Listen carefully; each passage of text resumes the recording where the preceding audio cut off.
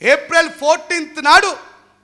ఈ దేశంలో హక్కులను శాసనాలు చేసిన మహానుభావుడు డాక్టర్ బాబాసాహెబ్ అంబేద్కర్ గారు పుట్టిన సందర్భంగా ఎక్కడ కూడా కనీసం ప్రచారంలో లేకుండా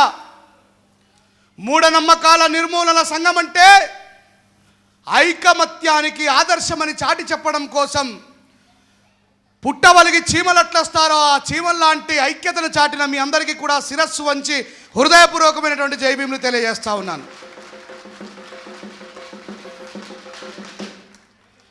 అంటే ఒక పెరియారు వాదమైన మహాత్మా జ్యోతిబా పూలే గారు చాటి చెప్పిన సత్యమైన బాబాసాహెబ్ అంబేద్కర్ గారు అనుసరించి దిశానిర్దేశం చేసినటువంటి ఆలోచన శక్తినైనా సరే